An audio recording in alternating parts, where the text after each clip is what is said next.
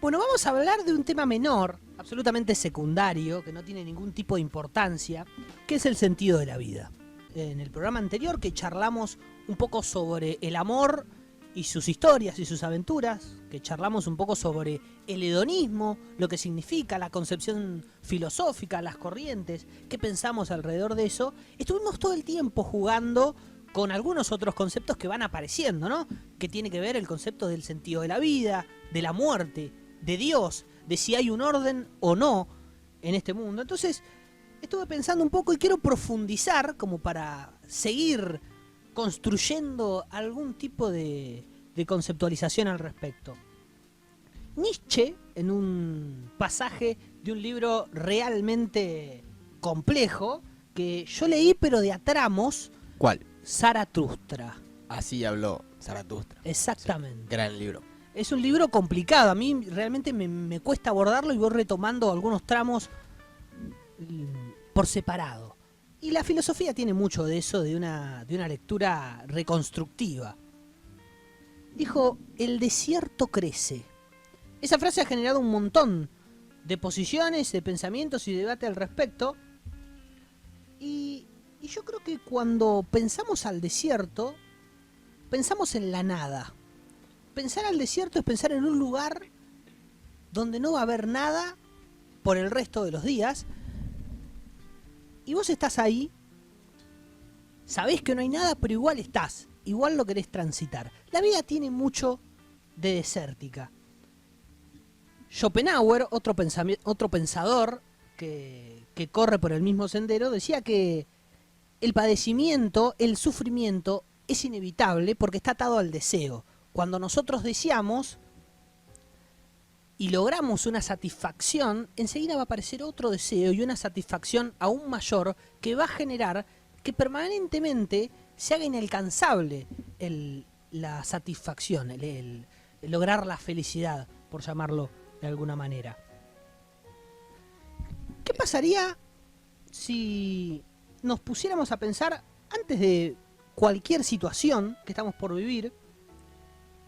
En nuestra cabeza aparecería la idea del final. Digo, en un noviazgo, en una relación de amistad, en una cena, en una juntada, en algo que estamos haciendo, en una historia. Cuando se nos cruza la idea del epílogo, generalmente sobreviene la angustia. Del sentimiento trágico de la vida es otro libro de Unamuno que tenía un problema, que es que no se permitía creer. El final de las cosas le hacía imposible creer que había algo más y le arruinaba cualquier dicha que podría estar pasando en ese momento. Es la entrega que uno tiene a lo largo de su vida a pesar de lo efímero que es. Es entender a la muerte como el final. Y que ese final no necesariamente va a ser justo, no necesariamente va a ser feliz, no necesariamente va a ser bueno, simplemente va a suceder. Uno es posibilidad, el hombre es posibilidad, eso también lo decía Heidegger, y en esas posibilidades hay un montón de cosas que pueden pasar, pero hay una que es totalmente verídica, cierta e inevitable, que es la muerte. Es inevitable. Eso para mí quita sentido completamente a la vida. Ahora, La muerte, no sé si es tan inevitable. Depende que también, porque podemos enfocar la muerte desde distintas perspectivas, ¿no? Cancerbero decía, no se muere quien se va, solo muere quien se olvida.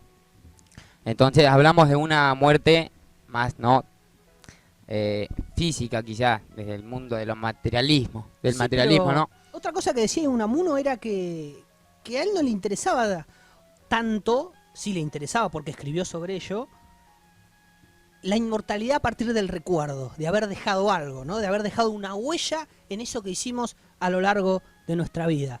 Él quería la inmortalidad de bulto. ¿De qué me sirve que me vanagloreen, me halaguen o expresen su cariño por algo que hice si yo ya no estoy, si yo ya no lo voy a poder disfrutar? Digo, la muerte física es lo único que tenemos. Lo que vaya a suceder después, nosotros lamentablemente no nos vamos a enterar. Hasta donde tenemos entendido, ¿no? Incluso, porque si hablamos de vivir, hablamos en este caso, ¿no? Siempre nosotros como seres humanos que vivimos en la Tierra, hablamos de una existencia terrenal o una existencia como nosotros la conocemos. No es que yo sea experto, ni muchísimo menos, pero según por ejemplo los cristianos o varios creyentes, después de la muerte hay vida. Entonces, esa en teoría sería una manera de ganarle a la muerte. No es, o sea, no sería evitarla, pero sí sería superarla. No muero acá. Yo me- creo y que la me estás quedo en la escondiendo nada. debajo de la alfombra, simplemente. Digo, ahí hay necesariamente un acto de fe. Sí, pero ¿cómo estar seguro de que no es cierto? No digo que lo sea, ni que no lo sea. Afirmar así rotundamente que después de la muerte no hay nada, o que la muerte es lo último, ¿Usted vio es, que alguien es volvió? completamente un error. No, pero ellos capaz que sí. Pero es... Hasta que no muramos no vamos a saberlo, y quizá cuando muramos tampoco. Pero nunca vamos a confirmar que no lo hay. Si el día que usted se muere, se siente algo, piensa algo, levántese del cajón porque lo están engañando. No, no sabemos. Sí, quizá me estuvieron engañando todo este tiempo. Obviamente, si yo un día muero y revivo y tengo la posibilidad de volver a molestar ahí, ¿viste? Voy a volver, por supuesto. Para mí arrancamos con el asunto clave de la existencia de la vida y si es que lo tiene algún sentido, que es si hay algo más allá o no. La trascendencia, básicamente. Em, Creo, estoy de acuerdo, que hay dos ideas distintas, contrapuestas, que son igual de, discúlpenme la expresión, pero estúpidas, o sí, erradas absolutamente, que es, Equivocadas. sí, bastante equivocadas, que son afirmar que hay algo del otro lado y afirmar que no hay nada del otro lado. La verdad es que hablaste de las posibilidades, hay muchas posibilidades y ambas tienen todo el sentido del mundo y ningún sentido a la vez. Entonces, yo parto desde la duda, absolutamente con absolutamente todo. El escepticismo en persona, decíamos la otra vez, y los escépticos tienen varias cosas ciertas, varias cosas acertadas. Es un poco triste vivir en el escepticismo, pero es lo más cierto que hay. No hay nada más acertado que dudar de las cosas. ¿Qué te hace creer en la vida terrenal, en el día a día, de que puedo llegar a ver algo más como para no afirmar que no hay nada? Todo. Porque todo parte de un acto de fe, digo. Sí, La sí. realidad es que los muertos, yo nunca me crucé con un muerto. No, pero la fe es otro asunto fundamental. Vos hablaste de posibilidades y mencionaste a Heidegger.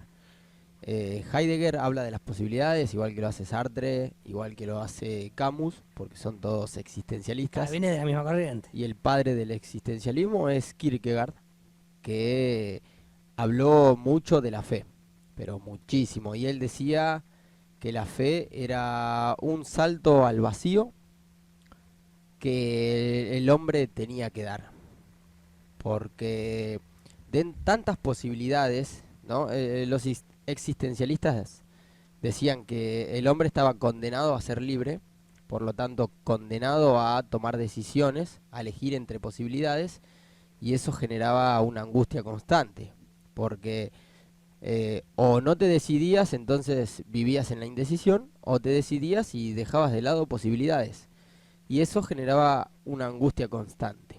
Y la forma que esa angustia, ¿no? Evolucionaba en desesperación. Y la única forma de calmar esa desesperación era la fe. Aunque tal vez se atajaba, abría el paraguas y decía que la fe también es incómoda. Y decía, de hecho, que la única fe verdadera era la que partía de la duda. No se podía tener fe, en el caso de él en Dios, sin antes haber dudado de Dios. Si uno estaba toda la vida seguro de que Dios existía, no tenía fe, simplemente tenía una creencia. Ahora, si uno dudaba primero y después elegía racionalmente optar por la irracionalidad de la fe. Decía que la fe no era racional, pero que era el salto al vacío que había que dar. Yo creo que ahí hay, en el medio, en los intersticios, una intención de suspender el juicio. Porque para mí, digo para mí en términos de opinión personal, es debatible, son todas verdades relativas. El asumir que hay algo más, el tener fe, que por supuesto por momentos admiro a los que lo tienen porque el no tenerlo implica un vacío. Pero hay una comodidad también, es no asumir que somos seres para morir, que vinimos al mundo para morir, y entender que vinimos al mundo para morir quita de sentido un montón de cosas y hace la existencia mucho más pesada, mucho más compleja. Cuando vos tenés el colchón de la creencia, el colchón de Dios, vivís un poco más tranquilo, suspendés el juicio por un instante. La filosofía, yo creo, que tiene que ser el ejercicio para la muerte. Implica pensar la muerte, tratar de comprenderla, tratar de estudiarla para, entre comillas, muy entre comillas, estar preparados para la misma. Pero creo que ese colchón de la fe muchas veces nos hace refugiarnos en una vida, en una cotidianeidad que nos termina inundando, que nos termina asfixiando y que después no podemos salir de ella. Puede ser. Claramente, desde mi punto de vista al menos, creer en algo irracional, por así decirse, en algo sobrenatural o que supera cualquier otra fuerza, es un poco el temor escondido, ¿no? Como decías vos, el no pensar, no traer la muerte a colación si todavía no hace falta. Entonces, es ahí, o bueno, pensarlo directamente como cuando me muera no solamente voy a morir, sino que encima voy a renacer, o voy a reencarnar, o me voy a ir a otro mundo. Es un poco para esconder eso, o para encontrar un poco una respuesta a la vida, el evitar pensar en la muerte. Que vos decías que, no sé de quién habías mencionado, que traer a la muerte a colación era vivir desdichadamente un poco, porque había que evitar pensarla, creo, algo así habías dicho, y en eso estoy un poco de acuerdo, porque creo que sabemos todos que un día vamos a morir, ¿verdad? Invariablemente. Ahora, ¿cuántos días vas a vivir?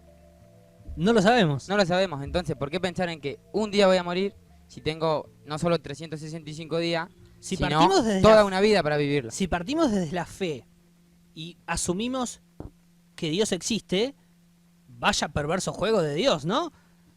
Ustedes van a estar en el mundo, ustedes van a saber que se van a morir, que se va a terminar, no tienen ni idea cuándo. Es para hacer una película prácticamente. Es para hacer un libro. Con muchos libros. Con muchos libros además. Voy a leerles una frase que traje, un textual, que creo que va a poder incitarnos un poco al debate, porque si bien nosotros estamos tomándonos de la muerte, del concepto de la muerte, yo quiero profundizar un poquito más en la vida también.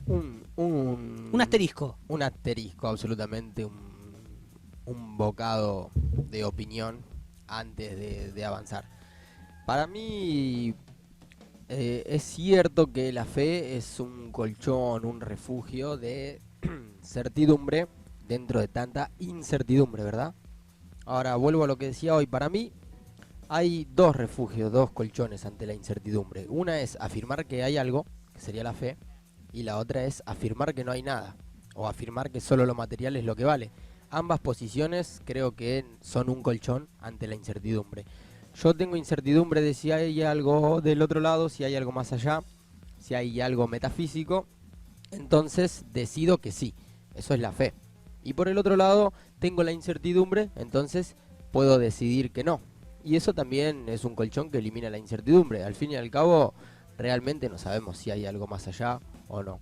Entonces, no veo certidumbre cuando vos pensás que no hay nada, que igualmente es una certidumbre bastante extraña, porque todo el tiempo estamos intentando encontrar alguna certidumbre al respecto. No es que uno no quiera creer. A uno le encantaría, no encuentra las herramientas, no encuentra los argumentos. Y como no para puede, hacerlo. cree que no. Como no puede, uno llega a una conclusión parcial de que no. Pero eso no tiene nada de comodidad. Cuando vos llegás a la conclusión de que no, estás llegando a la conclusión en el fondo que no sabés para qué estás acá. Sí, eso es cierto. Eso no es nada cómodo. Pero tampoco es cómodo creer que hay algo del otro lado. Yo creo que ambas opciones son igual de incómodas.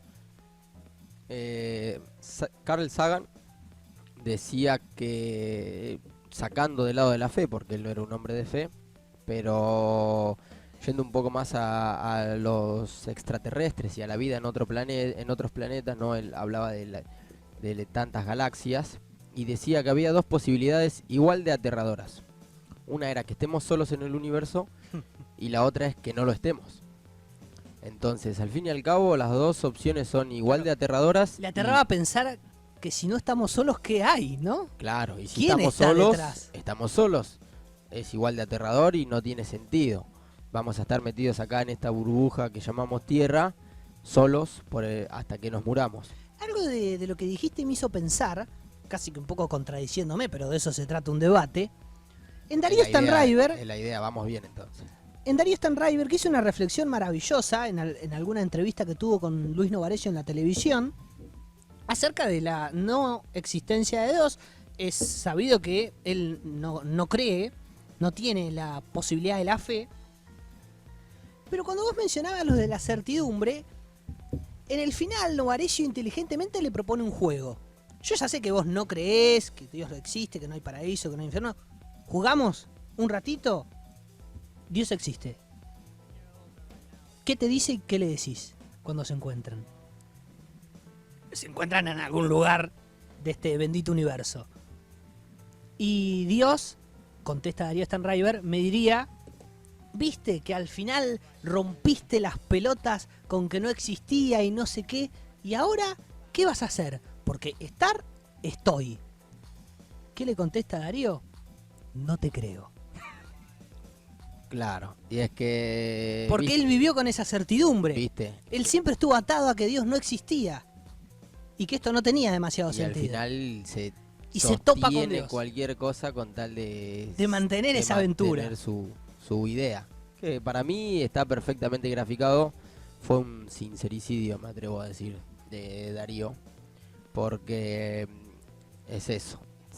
Afirmar o no afirmar es la misma cosa y me parece una necedad. Creo que lo más justo es el agnosticismo, absolutamente. Los existencialistas, de hecho, la mayoría eran agnósticos, no todos. Kierkegaard, por ejemplo, era creyente, Sartre era ateo y Camus, para mí, en este sentido, el más científico, por decirlo de alguna manera, de los tres existencialistas que acabo de mencionar, era profundamente agnóstico. Porque decía eso, no puedo, a pesar de todo, negar la existencia de Dios. No hay pruebas a favor, tampoco hay pruebas en contra. Hay una frase que es, ausencia de evidencia no es evidencia de ausencia. Si no hay pruebas en contra, yo tengo las suficientes pruebas para creer entonces que si Dios está, es el villano de esta película. Sin ninguna duda. Porque si Dios ve las atrocidades, las injusticias y las crueldades de este mundo que en teoría Él observa y vigila y las permite, y Dios está pavorosamente ausente a lo largo de nuestra vida, si llega a existir, por lo pronto se parece más a un villano que a un vigilante protector. Según Epicuro, que lo hablamos la vez pasada, ¿Viste que todo está conectado? Todo está conectado porque es filosofía. Según Epicuro tenemos dos miedos principales, ¿no? Creo que era según Epicuro. Por las dudas, me atajo. Hay que atajar siempre, hay que abrir el paraguas. Que hay dos miedos y uno es el miedo a los dioses, que según él era innecesario y era absurdo, porque los dioses, si bien no niega que existan, ni dice que ni lo afirma, él afirma que ellos no están interesados en nuestros asuntos. Ellos tienen sus propios asuntos. Y si es que existen. Y segundo, el miedo a la muerte, que describe como la falta de sensación, por lo que no tiene sentido temer a algo que no nos va a afectar a nosotros o a algo que no vamos a llegar a sentir. Claro, porque si te morís, no, la verdad que no te vas a dar cuenta que estás muerto. Igual en ese momento él todavía no se había muerto, así que Claro. no sabía que había después, ¿no? Yo creo que la muerte viene a ser el sabor amargo de toda cosa que hacemos. Eso me da la sensación. Cuando uno está haciendo algo y se detiene a pensar en el final, sobreviene la angustia. Cuando uno está en una relación, generalmente no piensa en el final, porque si lo pensaría, sobreviene la angustia. La maravillosa característica del ser humano es que se atreve a vivir a pesar de esa conciencia. Entonces, escribimos poesías componemos canciones, tenemos relaciones humanas, vínculos, construimos una relación, a pesar de saber de que esa relación cuando termine va a causarnos dolor. Pero lo vivimos de todas formas. Eso me parece maravilloso de la condición humana. Dolina mencionaba, en algo que después voy a profundizar, que ese sentimiento trágico de la vida del que Unamuno habla, si lo analizamos en términos literales, no tiene ningún sentido. Pero con los amigos, con los compañeros, con la gente que queremos, hacemos de cuenta y vivimos como si lo tuviese. Genial que hayas vuelto, porque quería volver yo al asunto de la muerte y lo trajiste vos, así que Pensando en volver. gracias por el pie. Yo no estoy absolutamente de acuerdo en que es la muerte lo que no le da sentido a la vida. Sería, yo estoy absolutamente en desacuerdo. Sí, exactamente. Seguimos con el contador de errores o con la corrección. Está bien igual.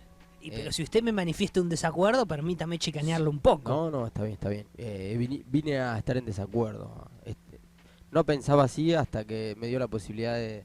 No, mentira. No creo que Si la no muerte... tengo estas convicciones, tengo otras. Claro, exactamente. Total, estamos debatiendo.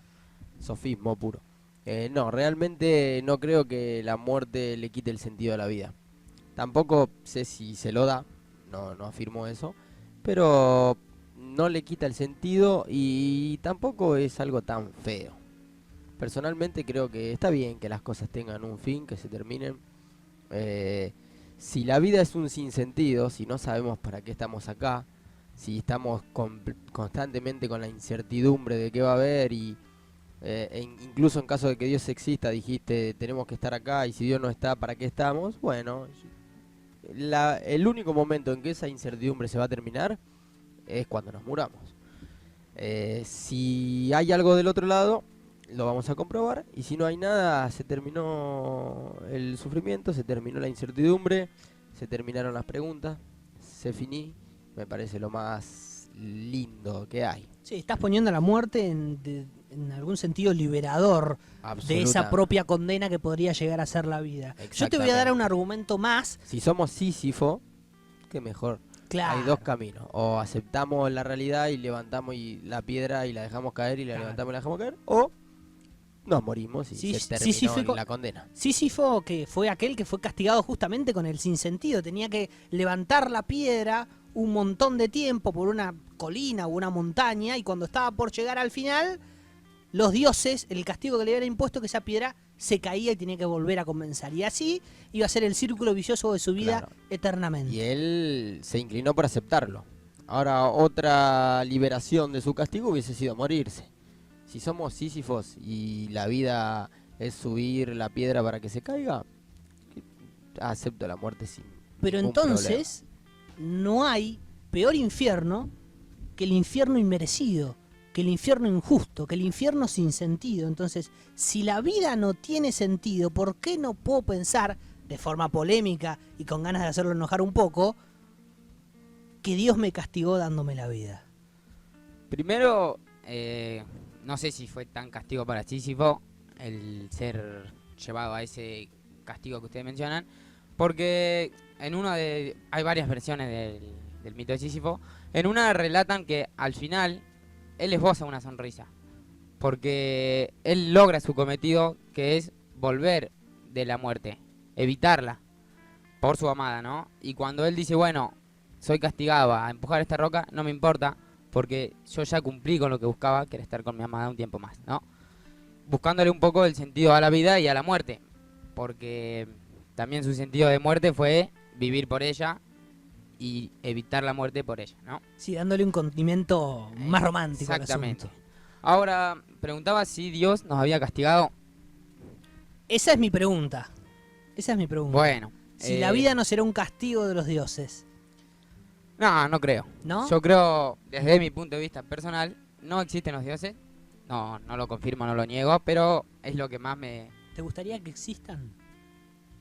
Sí, me gustaría. Siempre tirándome por el lado nórdico, ¿no? Claro. Porque La vida directamente yo creo que no existen los dioses y tampoco tenemos su favor, ni su contra, ni su bendición, su maldición, nada. Estamos acá en un plano en el que logramos desarrollar una conciencia, ¿no? Y es esa conciencia la que nos da la habilidad, la que nos permite darle un sentido a la vida. Porque realmente la vida no tiene sentido, es absurda, hasta que nosotros, en búsqueda de un algo para hacer, encontramos ese sentido, ¿no? Como que no es más que lo que nosotros logramos esbozar de lo que, o sea, de lo que queremos llegar o lo que queremos lograr para no estar acá porque sí, nos gusta la idea de que haya algo, ¿no? Es cierto que puede funcionar como un estímulo. Voy a retomar un poquito esto del por qué yo manifiesto que en términos literales, sin demasiadas caracterizaciones, sin demasiadas historias alrededor, la vida no tiene sentido. Voy a leer una frase textual de Schopenhauer que decía que la vida es como un péndulo que oscila entre dos extremos: el sufrimiento y el tedio, el querer y su satisfacción. Mientras queremos algo, sufrimos por la carencia específica que aquello supone, y cuando tal querer es satisfecho, surge algo peor que el malestar: el aburrimiento. Es decir, un deseo se va sobreponiendo al otro y nunca es nada es suficiente. Cuando uno conquista algo, cuando uno logra algo, conquista ese deseo, enseguida aparece otro aún más complejo de alcanzar. Schopenhauer hablaba de esto de la voluntad. Él creía que la voluntad es lo que nos mueve, es la característica que nos mueve a todo, y que esa voluntad generaba que todo el tiempo estemos insatisfechos. Entonces, un poco más poéticamente, estamos entre la angustia del rechazo y el tedio de la aceptación. Es un sinsentido absoluto. Todo es un sinsentido absoluto y bueno, ya lo dije, para mí lo más lógico es el agnosticismo, lo más lógico es el existencialismo, que básicamente quiere decir primero existimos y después tomamos conciencia de que existimos. Esto contrapuesto al esencialismo de Platón, ¿no? De que existe un otro plano, el mundo de las ideas, Claro. donde están las esencias de las cosas y esas esencias se materializan en versión imperfecta en el mundo, ¿no? Lógicamente me inclino a pensar que están más acertados o más cerca los existencialistas, aunque tranquilamente puede ser que Platón tenga razón. Digo, en ese caso nada tiene sentido y todo lo tiene al mismo tiempo. Quiero ir a esto que decías antes, ahí en el chat estaba viendo recién, se suman a la corrección y me dicen que también una opción era no concuerdo. Pero bueno, volvemos al caso de Kierkegaard. Pero el no Las con- posibilidades te angustian porque había 1000 posibilidades. El no concuerdo Elegí quedaba una. corto porque vos querías manifestar contundentemente tu desacuerdo. Claro, el desacuerdo era más acertado. Un no concuerdo es como, hay matices, pero no Sí, estoy sí. polemizando realmente. Claro, exactamente. No era contraponer a lo que vos estabas diciendo. Me interesa esto de la satisfacción del deseo. Lo tengo A de ver. hecho anotado acá. Me hice un punto para responderlo. Porque volvemos al tema del programa anterior, que era el hedonismo y la satisfacción de los deseos, ¿no? El placer como objetivo de vida y placer que es, sino la satisfacción de los deseos. Claro. Esto es básicamente del programa anterior. Abrimos una ventanita, nos tiramos por ahí y continuamos con algunas otras cosas que nos dejaron afuera. Claro, y fuimos al tema más irrelevante de la historia de la humanidad, que es el sentido de la vida. Absolutamente. Eh, No le importa a nadie. No, a nadie. ¿Quién se pregunta cuál es el sentido de la vida? Los filósofos nomás. No, para mí lo más lindo, y ahí volvemos a Epicuro, es evitar tener deseos.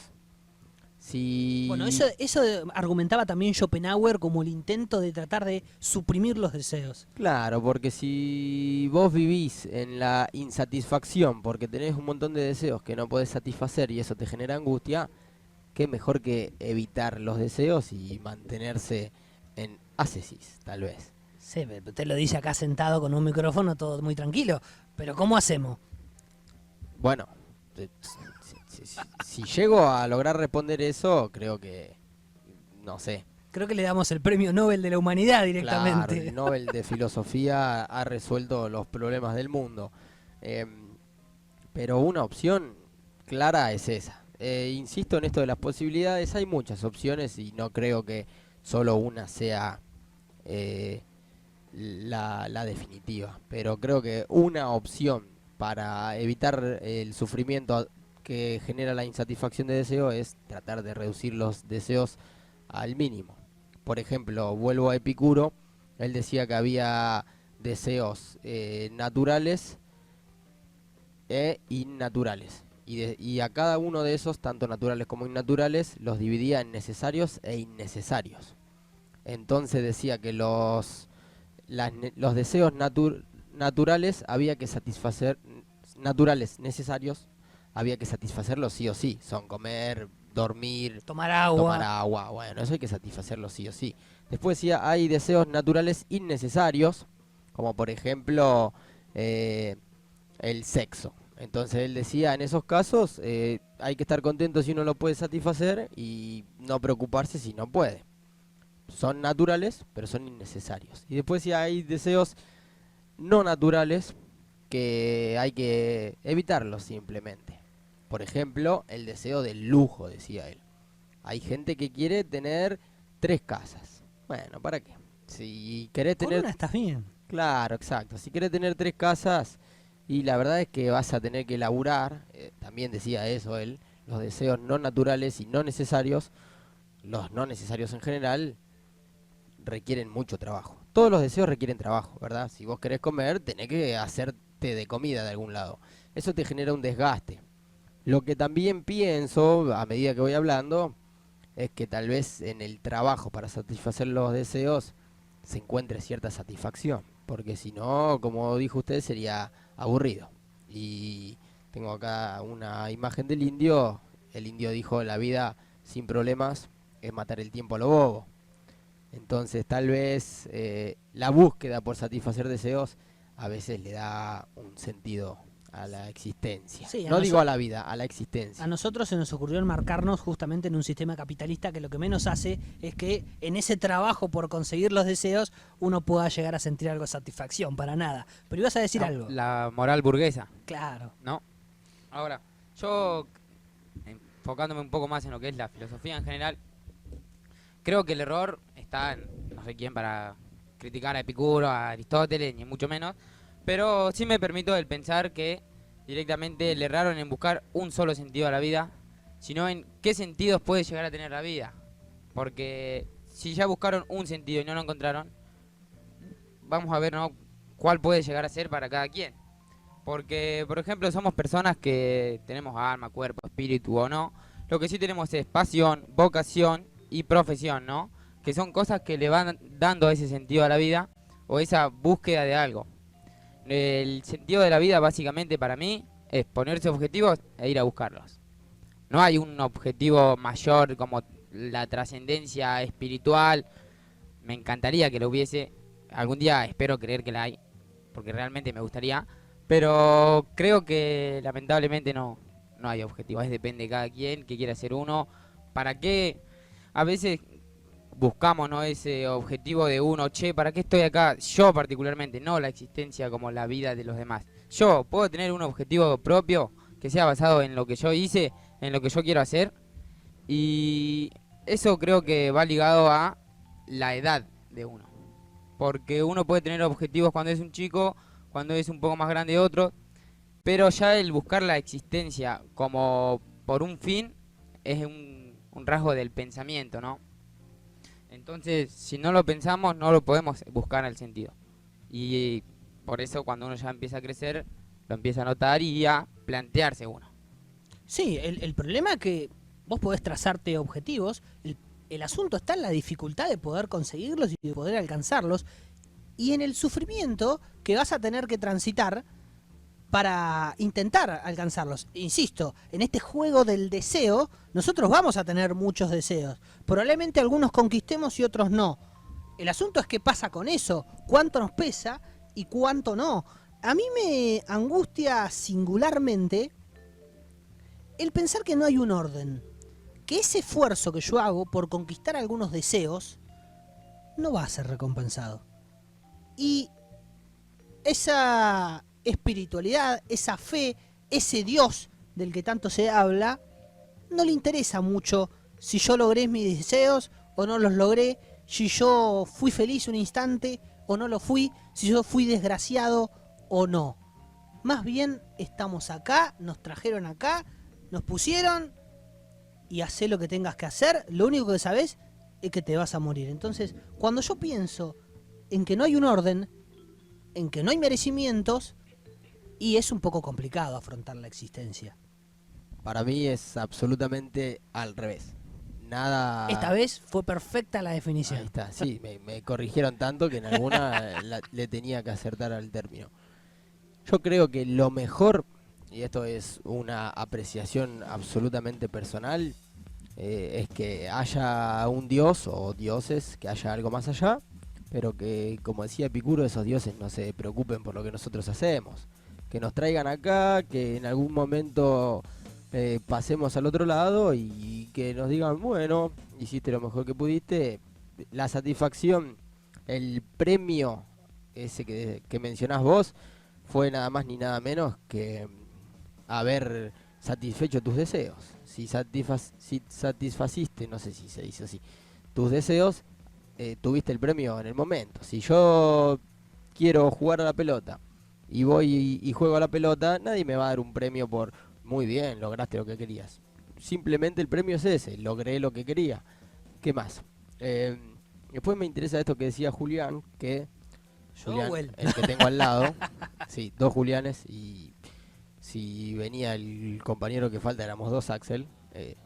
Esto lo tenemos que mencionar en cada programa. Sí, que estoy seguro que se está tomando un café, está diciendo, jaja, arréglense. Sí, le esquivó al bulto del sentido de la vida. Nos prometió su ausencia y cumplió. Sí, cumplió con lo que dijo, logró su cometido, no lo vamos a premiar, pero ya está disfrutando de su premio, que es estar tranquilo en su casa, supongo. Esto que mencionaba Julián es la base del existencialismo, que es... no hay un sentido de la vida superior a nosotros, nadie viene a la vida con un sentido explícito y cada uno se crea el suyo.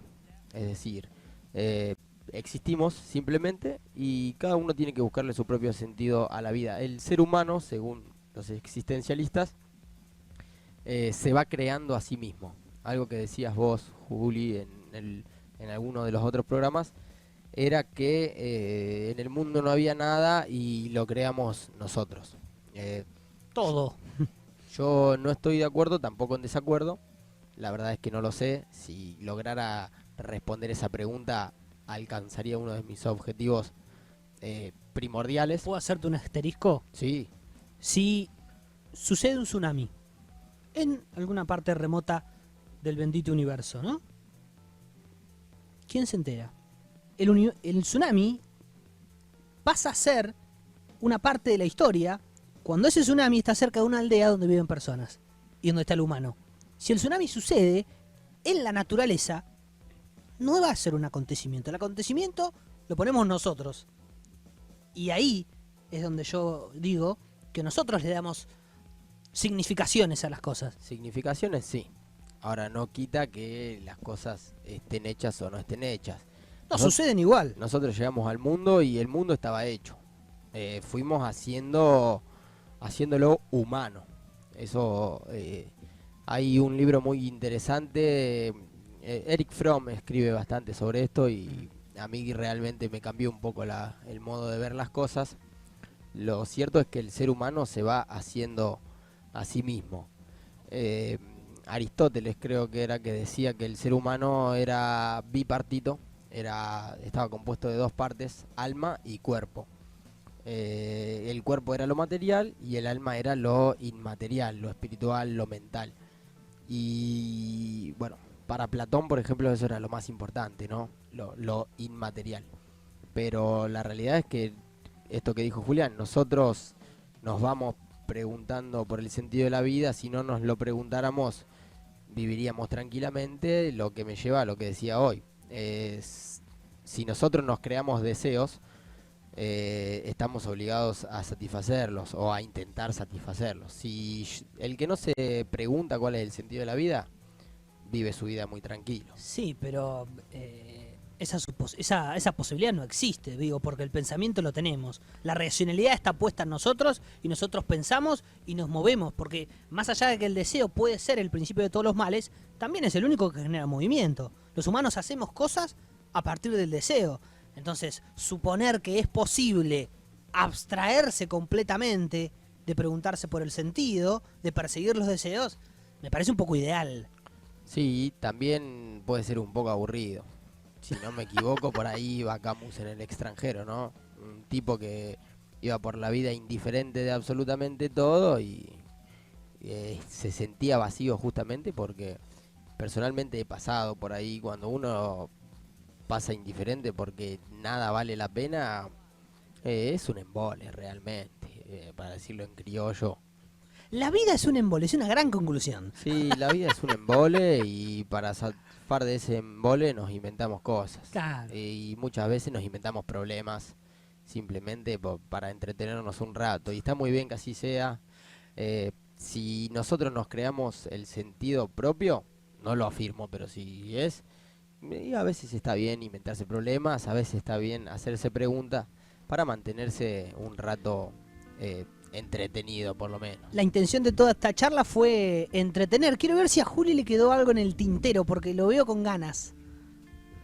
Todo. Todo.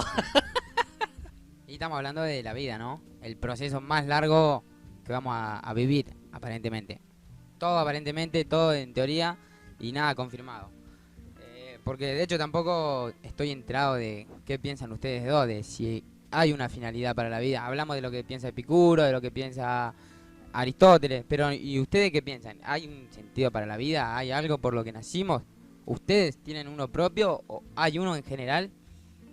Para mí no, la vida no tiene ningún sentido. Yo parto desde esa base. No. Para mí, el hecho de la conciencia de la finitud me hace creer, me hace pensar y me hace sentir de que la vida no tiene ningún sentido. Y que probablemente la vida se parezca más al desierto que nombré al inicio de Nietzsche que a un campo de rosas y de flores, como pueden pensar Sí. algún otro. De hecho, yo disentí un poco en lo que vos decías del desierto, de cómo lo vemos, que lo vemos como un... no me acuerdo cómo lo habías dicho, pero algo como que había sin gente, aburrido, como con carencia de muchas cosas. Cuando en realidad yo, al pensar la vida como un desierto, pienso que el desierto está lleno de obstáculos. Durante la historia se ha inventado historias sobre momias, sobre faraones, hay de todo hay. Entonces, ¿cómo decir que que el desierto es un lugar aburrido o con quietud? Para mí, al contrario, es lo que uno piensa. Yo mucho tiempo fui a la iglesia y en la iglesia siempre se habló del desierto como ese periodo, esa etapa de prueba, de dificultad, esa búsqueda de algo. Como por ejemplo cuando se busca la tierra prometida, que tienen que cruzar el desierto mucho tiempo. Entonces, un poco la vida se trata de eso. Uno, establecer un objetivo, en este caso se lo da Dios, pero podemos cambiar a ese Dios por uno mismo o por, no sé, vos naciste de chiquito, tu papá te dijo, quiero que sea karateca y te impuso un sentido de la vida de que es, voy a ser karateca. Yo creo, para no ser tan terminal en lo que digo, en términos literales la vida no tiene ningún sentido, hay intersticios, hay momentos, hay lugares, hay acontecimientos que te hacen creer que no está tan mal la vida, porque así como la vida no tiene sentido, también por momentos la vida es apasionante, es maravillosa, es increíble. Esos intersticios, creo que lo dije en el programa pasado, tienen que ver generalmente y en su mayoría con el amor, con el arte y con el conocimiento. Esas tres variables hacen que haya momentos, ratitos de aire, botellas de agua que caen en el desierto y que le aportan algún tipo de significado. Tres cosas profundamente inmateriales. Absolutamente. Arte, amor y conocimiento. Conocimiento. Ninguna de las tres es material. Me gusta porque para mí en este caso estoy de acuerdo con Platón y con Epicuro, los mejores placeres, los mejores sentidos son inmateriales absolutamente, porque lo material es muy básico, es superficial, y lo inmaterial es complejo y es profundo y por ende es más entretenido.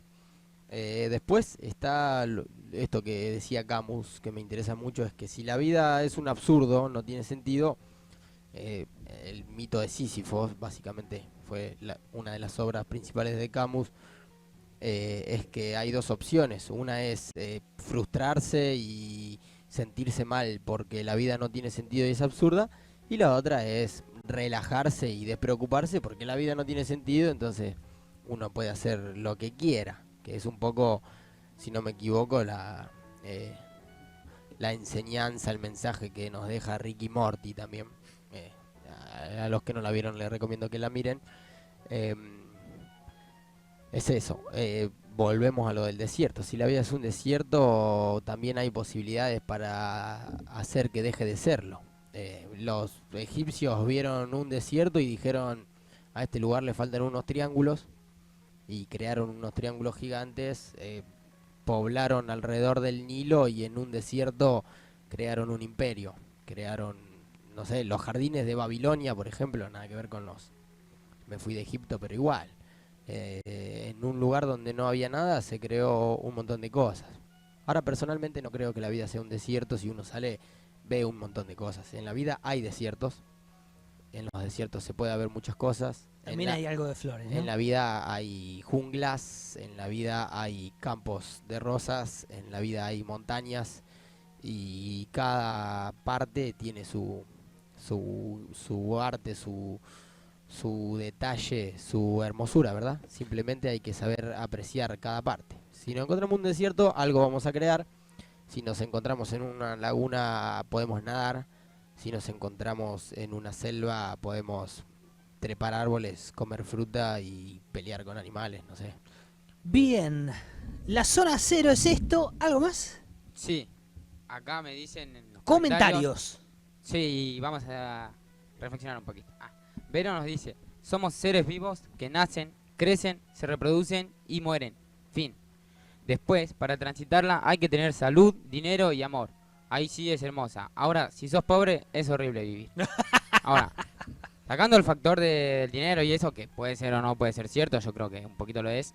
El sentido de la vida está en el tiempo. Es medio quizá complicado de entender o pensar, pero no pudimos dejar de hablar de la vida mencionando la muerte. Entonces lo que tenemos de idea como vida es el tiempo que transitamos en el punto cero, la zona cero, hasta la muerte, el verdadero acto canónico que ocurre en nuestra vida, ¿verdad? Entonces, creo que ahí va el sentido de la vida, que es, como dice Vero, en transitarla. En el camino. En el camino. Y, en definitiva, el sentido nos lo da el tiempo, la brevedad de la experiencia, la finitud. Muy bien, excelente. Creo que fue un bloque más que provechoso.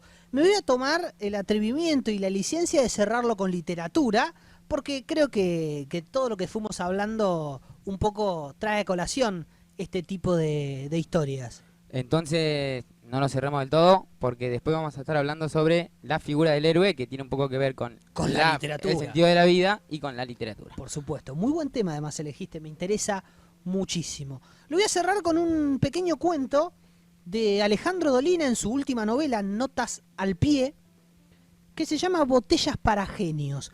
En la figura de los genios podemos poner a la fe, ¿no? En la conceptualización de la fe, del algo más, de la espiritualidad, podemos ubicar, si les sirve, a modo de contextualización, a lo que veníamos charlando. Leo para cerrar.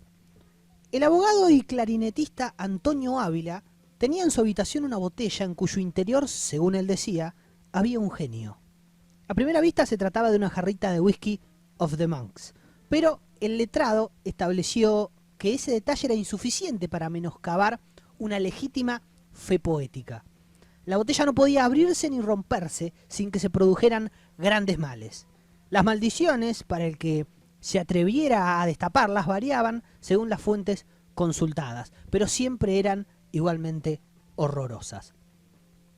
Ávila admitía ignorar la clase de genio que moraba en aquel recipiente, pero a pesar de las diferencias existe un protocolo general aplicable a todas las razas que permite sospechar las conductas que habrán de asumir al salir de la botella. La más usual es un ofrecimiento de dones que después de un tiempo se convierten en desgracias. Los amigos de Ávila se reunían todas las noches a conversar mientras miraban la botella. Desde luego hacían conjeturas acerca del poder y las circunstancias que confinaban al genio a la estrechez de su envase. Mucho más los apasionaban los detalles cotidianos del encierro. La respiración o la ausencia de ella, el sonido de la voz de alguien que no necesitaba hablar, el problemático desarrollo de una inteligencia cuyo número de conexiones permanece invariable. Los relatores de fábulas se han referido a la modificación del humor de los genios conforme pasan los siglos de encierro. El entendimiento disfruta oyendo la historia de aquel que juró colmar de riquezas al libertador casual, hasta que, agotada su paciencia por la tardanza, cambió el juramento y prometió matar a quien lo sacara de su encierro. Federico Pollack insistía en la importancia del tamaño de la botella. Una vasija de tamaño cósmico ni siquiera sería percibida por el genio encerrado. Era indispensable que el huésped se sintiera incómodo y aún dolorido por las dimensiones ínfimas de su cárcel. Una noche de invierno, el diplomático Hugo Barsky manifestó que tenía serias dudas acerca de la presencia de un genio en el interior de la botella. Propuso a todos sacar el tapón y enfrentar los peligros sobrevivientes, con la valentía del científico que prefiere los dolores de la verdad a los placeres de la suposición ilimitada. Utilizó también argumentos piadosos hablando del sufrimiento del cautivo, del rechazo de todos, del rechazo que todos sentían por los prisioneros y de la condición mayormente abolicionista de aquel grupo. Antonio Ávila trató de ganar tiempo recordando que el poder infernal de los genios, su malevolencia, su condición proteica que les permitía transformar la voluntad y la falta de escrúpulos que caracterizaba aquella estirpe siniestra. Barsky recordó que a veces era posible dominar a aquellos seres y encargarle beneficiosas comisiones. También dijo que no era extraño que un genio se convirtiera en una mujer hermosa y pródiga con sus encantos. Los amigos entonces resolvieron dejar la botella como estaba, al menos por el momento. Pero unos meses más adelante vino a ocurrir un incidente inesperado. Ávila consiguió una novia entrometida que acostumbraba a revisar sus pertenencias más personales. La idea de esta joven era descubrir, a través de estos allanamientos, detalles de la vida de su novio que, una vez conocidos, le ayudaran a complacerlo y a prolongar la relación indefinidamente. Una tarde, Ávila encontró sobre su mesa de luz no una, sino 7 jarritas de Of the Monks. Enseguida apareció su novia y aclaró que las 6 piezas sobrantes eran un obsequio que venía a demostrar, una vez más, la intensidad de su afecto. Antonio preguntó cuál era la botella primigenia y su novia tuvo que confesar que ya no era posible distinguirlas de las recién llegadas. Ávila agradeció el obsequio con maneras de buen enamorado y luego ante sus amigos le restó importancia al suceso. En verdad, la situación es la misma. Apenas si hemos podido ampliar el número de locaciones en el que el genio puede hallarse. Hasta ayer era posible que estuviera en una botella. Ahora es posible que esté en 7 botellas. Pasaron años. El abogado y sus amigos se olvidaron de las jarritas Of the Monks. Algunas desaparecieron, tal vez robadas por visitantes inescrupulosos. Una noche, cuando todos eran un poco más viejos, volvieron a examinar las botellas y a discutir sobre el genio que tal vez rumiaba su amargura en el interior de una de ellas. Pollack declaró que no abrir las botellas permitía suspender el juicio indefinidamente. Al sacar los tapones, aparecerían multitud de nuevas evidencias y argumentos que obligarían a todos a tomar partido, a seguir la superstición occidental que pide una respuesta para cada pregunta. Barsky objetó que Occidente estaba cambiando y que nuevas costumbres del discurso daban permiso a extraer idénticas conclusiones de experiencias diferentes, de premisas opuestas. Al final, abrieron las botellas un 28 de septiembre y se bebieron el whisky en compañía de unas damas. No pareció ningún genio, pero ya se ha dicho que casi todos ellos tienen el poder de hacerse invisibles. Más adelante, ya en la tarde de sus vidas, volvieron a pensar muchas veces en las jarras of the monks. En algunas ocasiones calculaban que el desengaño, la soledad y la ausencia eran el castigo de un genio fastidiado. En noches de descreimiento pensaban que no existen los genios, ni los ángeles, ni el paraíso, ni la inmortalidad, ni la esperanza, y que estamos solos, encerrados en el interior de una botella.